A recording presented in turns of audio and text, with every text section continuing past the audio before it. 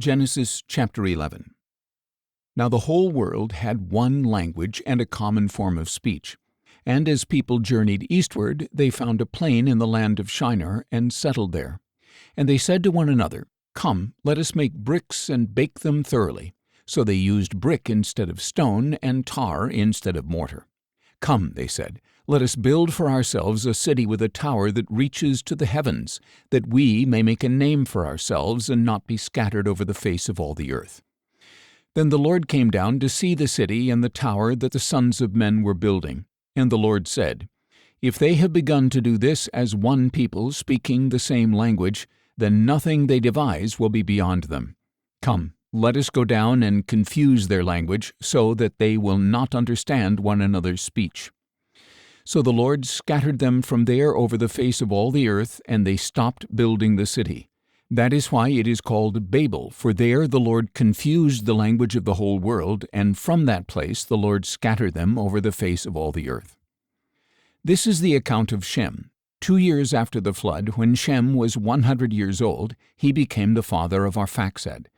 And after he had become the father of Arphaxad, Shem lived 500 years and had other sons and daughters. When Arphaxad was 35 years old, he became the father of Shelah. And after he had become the father of Shelah, Arphaxad lived 403 years and had other sons and daughters. When Shelah was 30 years old, he became the father of Eber. And after he had become the father of Eber, Shelah lived 403 years and had other sons and daughters. When Eber was 34 years old, he became the father of Peleg. And after he had become the father of Peleg, Eber lived 430 years and had other sons and daughters. When Peleg was 30 years old, he became the father of Reu. And after he had become the father of Reu, Peleg lived 209 years and had other sons and daughters. When Reu was 32 years old, he became the father of Serug. And after he had become the father of Serug, Reu lived 207 years and had other sons and daughters. When Serug was 30 years old, he became the father of Nahor. And after he had become the father of Nahor, Serug lived 200 years and had other sons and daughters.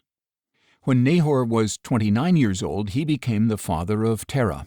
And after he had become the father of Terah, Nahor lived 119 years and had other sons and daughters. When Terah was 70 years old, he became the father of Abram, Nahor, and Haran. This is the account of Terah. Terah became the father of Abram, Nahor, and Haran. And Haran became the father of Lot.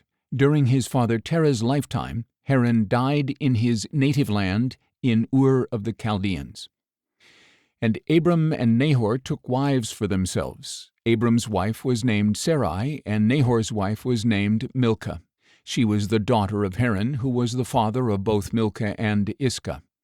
But Sarai was barren; she had no children. And Terah took his son Abram, his grandson Lot, son of Haran, and his daughter-in-law Sarai, the wife of Abram, and they set out from Ur of the Chaldeans for the land of Canaan. But when they arrived in Haran, they settled there. Terah lived 205 years, and he died in Haran.